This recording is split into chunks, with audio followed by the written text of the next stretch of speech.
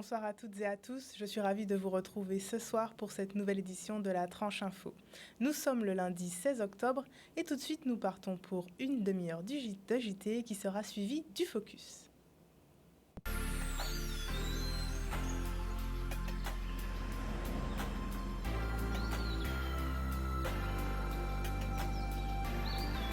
Le vendredi 13 octobre, jour de malheur pour certains ou de chance pour d'autres, pour Harry Chalus, ce vendredi marquait la deuxième et dernière journée de son procès.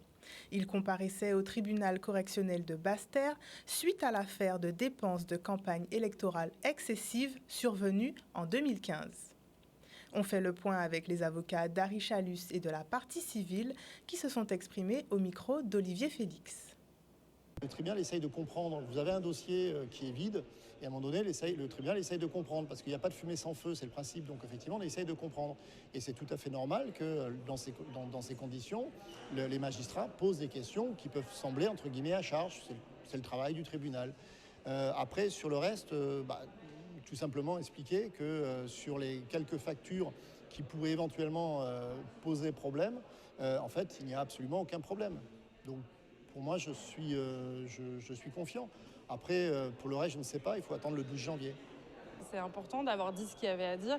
J'ai développé dans mes conclusions beaucoup d'autres choses à l'intention du tribunal, et notamment, puisque la partie adverse l'a soulevé en dernier lieu, pourquoi la Fédération du Parti Socialiste et M. Victorin Lurel sont fondés à se porter partie civile dans ce procès. Je pense aussi avoir démontré et avoir amené ce qui est, à mon avis, essentiel dans ce dossier, c'est-à-dire que nous avons des infractions pénales qui ont été commises, qui ne sont pas des moindres et qui ont conduit à ce qu'une élection, à ce qu'un vote populaire soit trompé et tronqué. Et je pense que c'était le sens de mon intervention. Après, chacun a répondu à sa façon, mais je pense que le procureur l'a entendu également dans ses réquisitions. Je l'ai pu le dire dans la journée, j'aurais aimé qu'il aille plus loin, j'aurais aimé qu'il prenne le pas de dire qu'il souhaitait l'inéligibilité. Il ne l'a pas fait, je pense que le tribunal pourra entendre cette demande. Quand vous avez une élection qui aurait dû être annulée si la commission des comptes de campagne s'était aperçue des malversations, qui ne l'a pas été à cause de ça, c'est au tribunal pénal de venir corriger cette erreur et c'est la seule façon pour le faire. Politique, oui, je l'ai dit. C'est dès le début mai, le 3 mai 2021, M. Lurel, dans l'hémicycle, disait que M. Chalus serait déclaré inéligible. Comme par hasard, le 11 mai, il y a la garde à vue de M. Chalus. Même M. Chalus n'était pas informé. Donc, il lit dans les boules de cristal, M. Lurel. Avec l'inflation économique élevée, l'activité économique de Guadeloupe est-elle en danger ? Ce matin, l'INSEE et l'IEDOM ont tenu une conférence de presse dans le cadre de la publication des comptes économiques rapides de la Guadeloupe en 2022 et de la note de conjoncture de la Guadeloupe au deuxième trimestre 2023. Ce deuxième trimestre mitigé après la prise Covid, mais il pourrait laisser place à un dernier trimestre plus positif. Alors, à quelques mois de la fin d'année 2023, quel bilan peut-on faire ? Un reportage de Charlie Dagonia. Pour le deuxième trimestre, on est quand même sur une conjoncture qui est, on va dire, assez stable. Donc on a une activité des chefs, en tout cas selon les chefs d'entreprise, on a une activité qui est quand même relativement stable, qui évolue peu sur le deuxième trimestre. Il faut quand même savoir qu'on partait par rapport à l'année 2022 d'une année qui était post-Covid avec, on va dire, une activité qui était continue et qui progressait, qui s'est pas arrêtée en fait finalement durant l'année 2022. Pour nous, par rapport à notre indicateur du climat des affaires, on a eu un record absolu en termes de niveau. Par contre, début d'année 2023, on s'est quand même rendu compte que les chefs d'entreprise percevaient un peu plus avaient un peu plus de difficultés, aussi bien par l'effet de l'inflation, donc l'effet sur les prix des matériaux, que par la demande de crédit aussi. On voit que ça ralentit un petit peu, notamment par rapport à l'habitat, l'immobilier, et aussi par rapport à la consommation. Donc on voit qu'il y a des éléments qui jouent par rapport à la consommation et surtout des ménages, et une certaine vigilance qui commence à naître sur on va dire la conjoncture par rapport aux ménages, le fait qu'on voit de notre côté à l'IEDOM une hausse des dossiers de surendettement. Donc on est à plus de 10% quand même sur un an. Donc maintenant, on voit également une recrudescence des incidents de paiement, surtout par rapport au crédit. Donc des mensualités qui sont en tout cas un peu plus de mal à être payées ou un peu plus en retard. Donc c'est des éléments qui peuvent quand même nous attirer, en tout cas éveiller quelques quelques points en fait chez nous, faire appel à quelques points de vigilance quand même, aussi bien entre institutions, je pense, mais aussi avec l'État, pour jouer notre rôle, nous en tout cas, afin d'éclairer le grand public. Mais par contre, il faudra surveiller les mois à venir, et notamment avec la reprise des escales des croisiéristes, donc des bateaux de croisière, où on sait que là, on aura, c'est le comité du tourisme qui l'avait indiqué, hein, des chiffres qui seront assez bons en termes d'escale, donc d'arrivée de passagers aussi à l'aéroport, et d'activité finalement, donc aussi bien en consommation pour les restaurants, etc. Donc la fin d'année sera, elle sera intéressante. Vendredi dernier, la ville de Baie-Mahault a organisé un exercice d'évacuation à destination des habitants de Fontricher et des environs pour les préparer au risque de tsunami. L'objectif, connaître les bons réflexes et appliquer les consignes de sécurité afin d'être prêt face à ces catastrophes naturelles.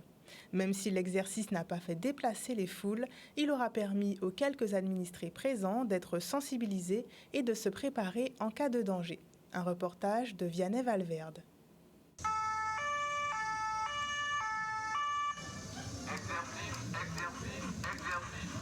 Alerte tsunami. Évacuez immédiatement la zone. Rejoignez à pied le secours en suivant la signal électrique. Nous sommes ici donc, dans un cadre d'un exercice en cas de tsunami.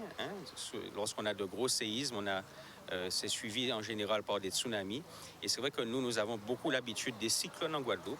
Donc on a la culture du risque cyclonique, mais il nous appartient aussi d'alerter, de prévenir, de sensibiliser notre population sur d'autres risques majeurs et notamment le tsunami. Alors je pense que c'est une très bonne initiative puisque c'est vrai qu'on est dans une zone à risque.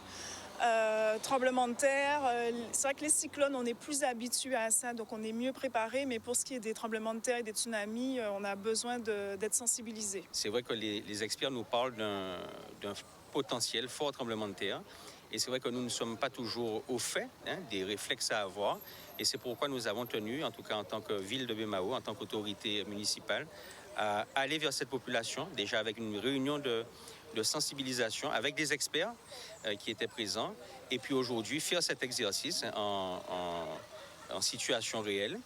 Donc c'est sûr que c'est la répétition de ces exercices et de ces informations communiquées à la population qui permettront à chacun d'être prêt si un jour nous sommes touchés par ce genre de phénomène.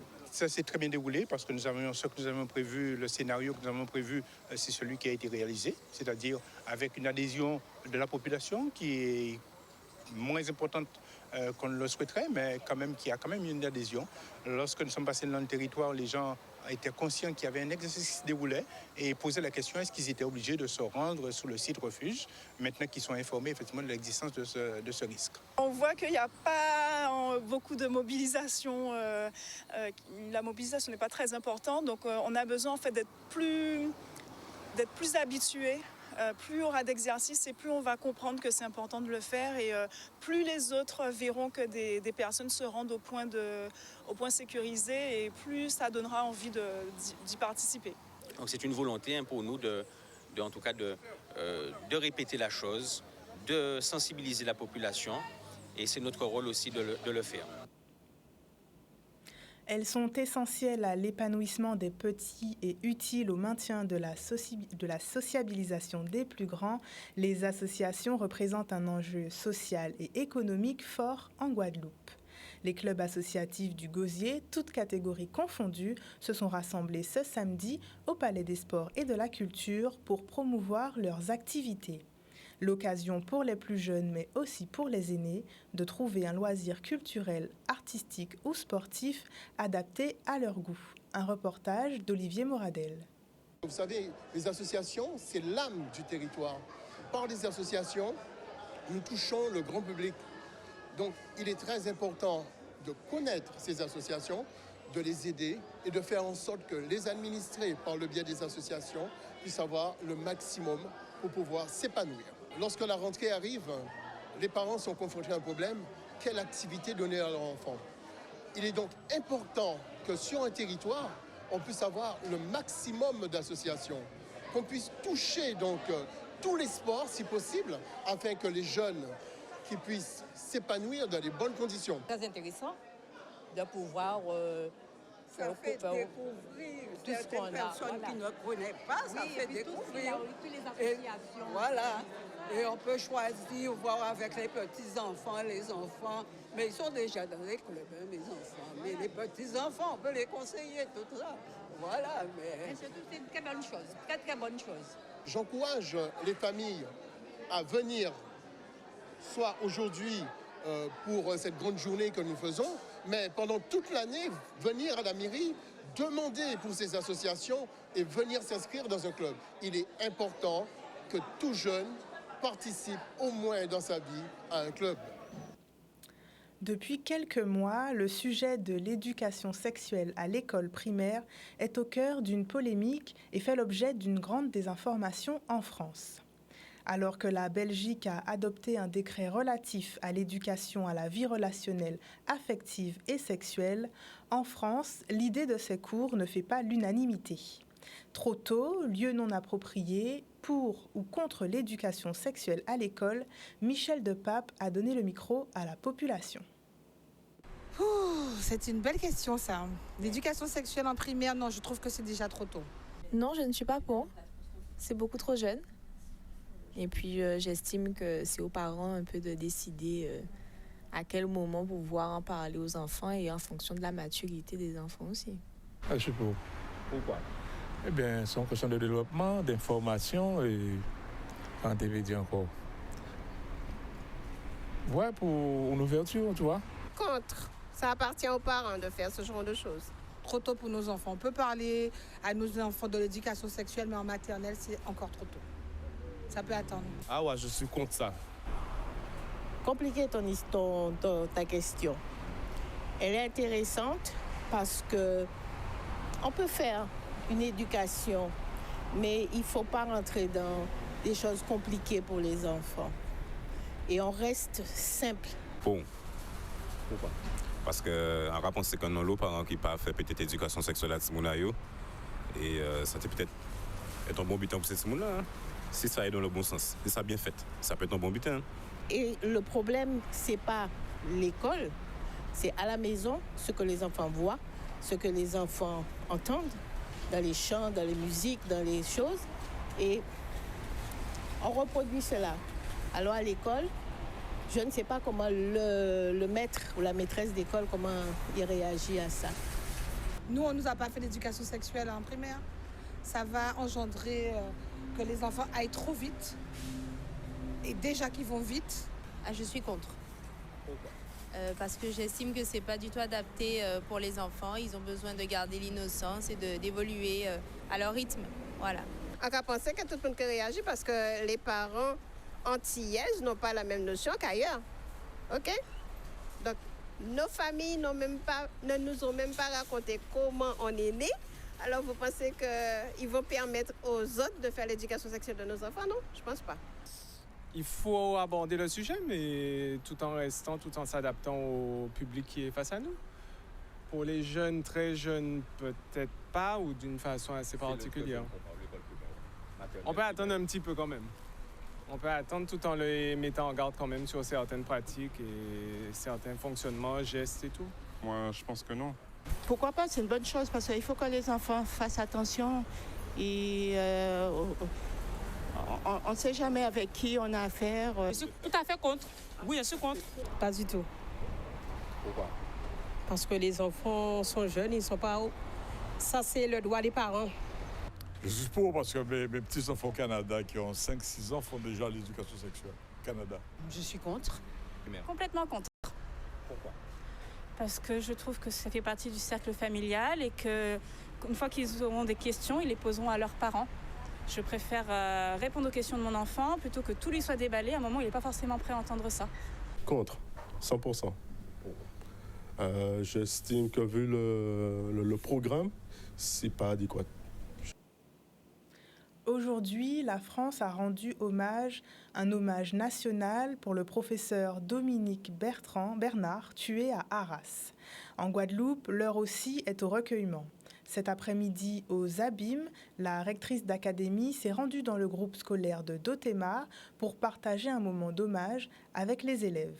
C'est aussi une commémoration à tous les professeurs victimes, car il y a 3 ans, jour pour jour, le professeur Samuel Paty était lui aussi assassiné dans l'établissement secondaire où il enseignait. Découvrez les images de cet hommage aux Abîmes avec Maxime Morel.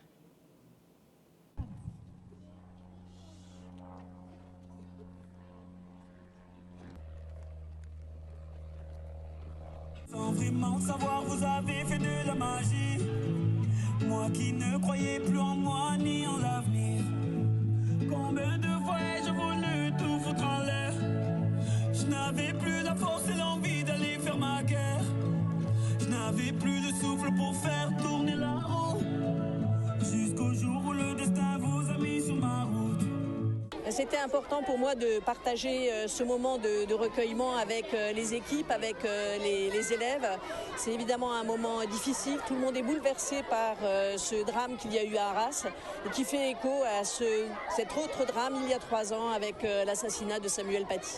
C'est un moment en fait qui a été intense pour la communauté éducative. Donc ça a été d'abord comment on va organiser ensemble. Et ensuite, le mettre en place avec les élèves, donc en prendre un temps de discussion, à savoir, ils écoutent les informations, donc qu'est-ce qu'ils ont à dire. Et ensuite, effectivement, qu'est-ce qu'on peut mettre en place pour rendre hommage à cet enseignant, ce professeur, qui a quand même donné la vie pour sauver ses élèves. Donc, et se rendre compte qu'un héros, c'est pas si évident que ça. Accepter de donner sa vie pour les autres, c'est un grand geste. C'est un travail constant, donc nous travaillons bien sûr sur les plans de mise en sécurité, intrusion, attentat, puisqu'on était dans cette situation-là. Et nous travaillons à la mise en place d'exercices réguliers, parce qu'il est important que chacun sache ce qu'il doit faire en cas d'attentat, intrusion. Et on l'a vu à Arras, c'est vrai qu'il y a eu un mort, il y a eu 3 des blessés, mais en fait il n'y a eu aucun élève qui a été touché, et parce qu'ils ont su réagir extrêmement rapidement et de manière très pertinente. Repenser les espaces architecturaux des Abîmes pour préserver l'environnement, c'est l'objectif des Journées de l'architecture qui se sont tenues les 13 et 14 octobre à l'espace Taonaba. Élus et professionnels de l'aménagement et de l'environnement se sont réunis pour porter une réflexion et aussi présenter les projets permettant de concilier architecture et transition écologique. Un reportage signé Olivier Moradel. C'est une journée qui est importante, qui pour nous marque vraiment l'action que nous menons depuis plusieurs mandatures avec le président maire Éric Jalton sur le territoire, c'est-à-dire de préserver notre environnement.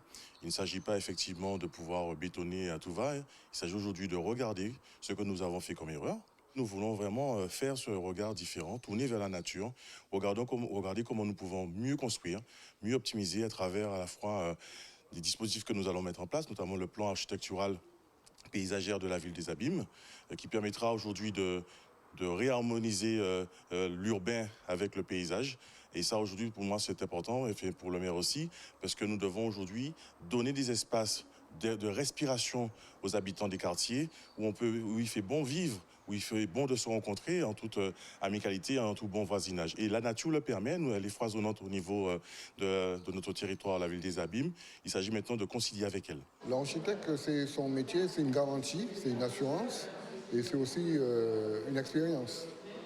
Donc, vous avez effectivement des seuils où on peut construire sans architecte, moins de 159 mètres carrés précisément. Mais c'est sûr qu'on est là pour apporter une plus-value.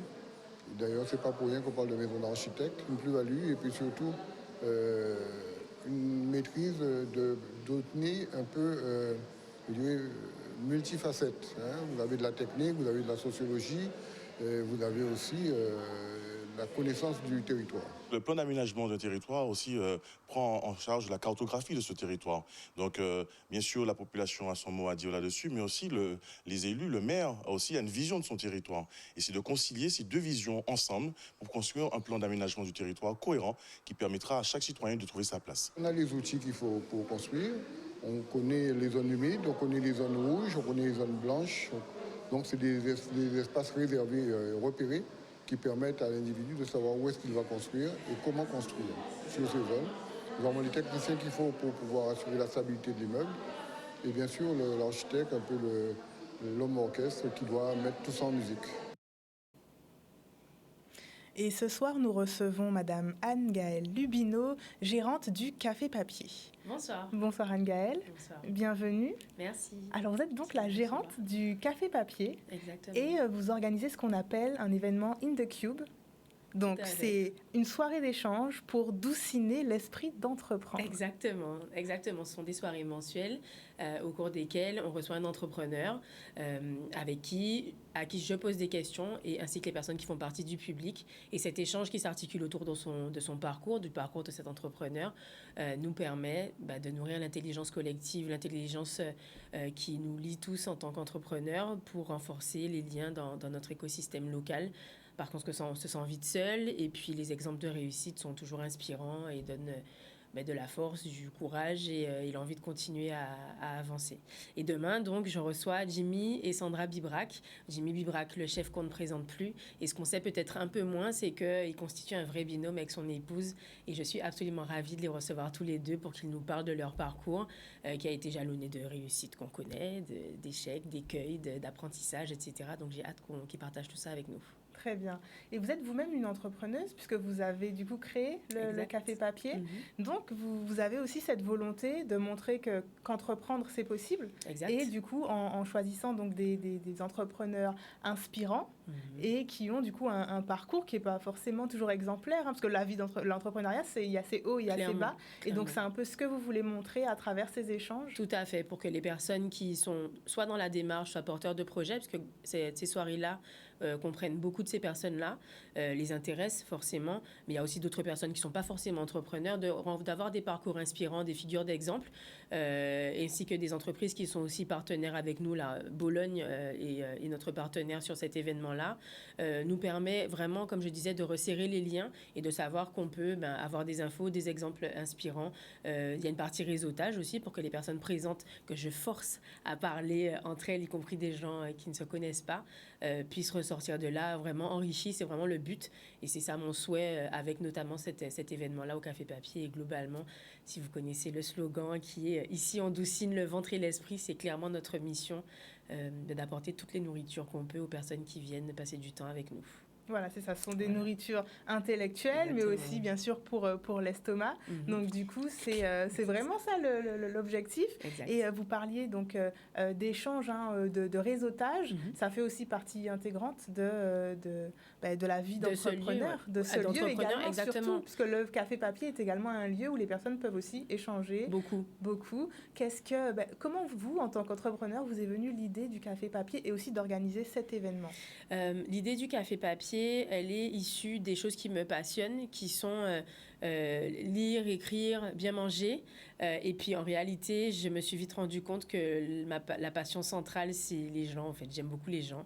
Et puis, au fil des échanges et de la vie de ce lieu-là qui a été créé d'une certaine façon, mais qui, grâce aux personnes qui passent du temps, grandit, fait sa vie un petit peu, je me suis rendu compte qu'il y avait autant des personnes qui n'osent pas avancer ou des personnes qui se sentent seules, qui sont seules face à leurs difficultés, face à leurs questionnements, qui traversent peut-être des étapes que d'autres ont traversées. Ce lieu qui est un lieu de vie dans lequel on mange, on boit, on travaille, c'est également un lieu de rencontre. Il y a des gens qui ne se connaissaient pas, qui se rencontrent là, qui ressortent en ayant signé des contrats, des partenariats, etc. Donc vraiment, ce creuset-là, pour moi, il est important de le faire vivre. Et moi, je me rends compte également que j'ai une vraie passion pour le parcours des personnes. J'allais dire encore les gens, mais c'est une réalité, voilà, de discuter avec quelqu'un comme Jimmy Bibrac et globalement avec tout le monde en réalité. Chacun a une histoire à raconter, a des choses à dire, des situations dont il a fait quelque chose. Et c'est tout ça qu'on partage au cours de ces soirées, puis plus globalement au quotidien au Café Papier. Très bien, et je vous remercie. Merci. Donc le rendez-vous, c'est demain soir, 18h. La billetterie est en ligne. Il est possible de rejoindre la billetterie en allant sur l'Instagram ou le Facebook du Café Papier. Le lien est disponible. Et puis, s'il y a des difficultés, n'hésitez pas à nous appeler au 16 95 61. C'est un numéro de portable. Très bien. Je vous remercie. Avec plaisir. À Gourbert, L'AOG, Association Omnisport Gourbérienne, rencontre les entreprises de la ville. Lors d'une réunion qui s'est tenue le vendredi 13 octobre, l'association a présenté ses missions et activités afin de séduire de potentiels partenaires parmi les entreprises présentes. Un reportage.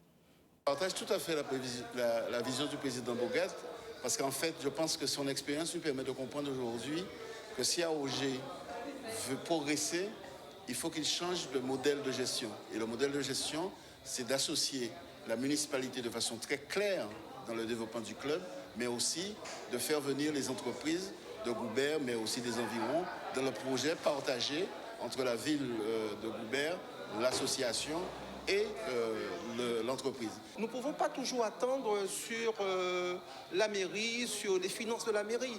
La mairie aujourd'hui, même si c'est 35% de notre budget, nous on a un budget de plus de à peu près 120 000 euros. Donc, mais en dehors de ça, nous devons aller aussi chercher des contreparties, c'est-à-dire les sponsors, les mécènes. Et aujourd'hui, c'est ce que nous souhaitons faire à travers cette réunion de ce soir pour permettre à ces acteurs-là de savoir qui nous sommes, ce que nous faisons et où nous voulons aller avec eux. C'est important pour nous aussi que se développe ce partenariat sport et économie et pour que Goubert puisse rayonner à travers toutes les activités sportives de l'AOG, soit le basket, le football, l'athlétisme, le tennis de table, voilà, et d'autres activités qui vont forcément forger dans le temps. Et il est important pour nous que ce lien existe entre le monde économique et le tissu associatif de Goubert. L'idée, c'était de dire comment le monde économique peut accompagner un développement sportif.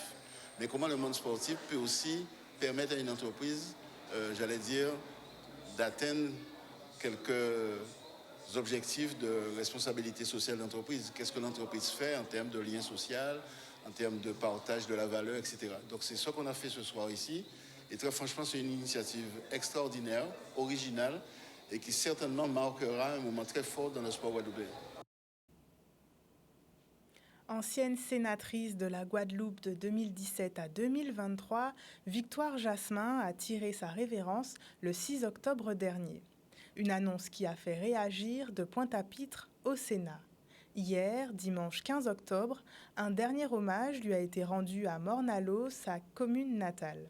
Les témoignages de sa famille, d'élus politiques et de membres d'associations se sont succédés. Canal 10 était en direct aujourd'hui à l'occasion de ses funérailles. Le direct reste disponible sur Facebook, sur la page Facebook de Canal 10. Un reportage d'Olivier Moradel. Merci à notre grande sœur. Merci à notre collègue. L'association Inter-Laboratoire d'analyse médicale ELAB tient à rendre un hommage à Coty Victoire Jasmin, qui est notre collègue avant tout, pour l'œuvre indéniable qu'elle a accomplie au sein de notre association. Madame la sénatrice Victoire Jasmin, sa vie et son dévouement à notre communauté sont dignes de notre plus profonde reconnaissance. Madame Jasmin a été bien plus qu'une sénatrice, elle a été une inspiration pour nous tous. Son engagement inébranlable en faveur de l'égalité, la justice et de la défense des droits de tous les citoyens, restera gravé dans nos mémoires. Merci d'avoir été la grande dame que tu as été. Merci pour toute la bataille menée. Merci d'avoir été la femme de cœur dont tu nous as montré des grands chemins. Merci d'avoir monté les chemins avec de grands efforts. Merci d'avoir été la grande présidente pour la FAPEC. Merci d'avoir été notre ami aussi. Ce n'est qu'un nous revoir en Coty. Oui, nous nous reverrons. Alypso, c'est ça qui doudou. Tu peux plus fort. On t'y manière, Comme je vous le disais, vous pouvez suivre en direct les funérailles de Victoire Jasmin sur la page Facebook de Canal 10. Nous sommes arrivés au terme de ce journal. Le JT revient demain et nous, on se retrouve après la pub pour le Focus. À tout de suite.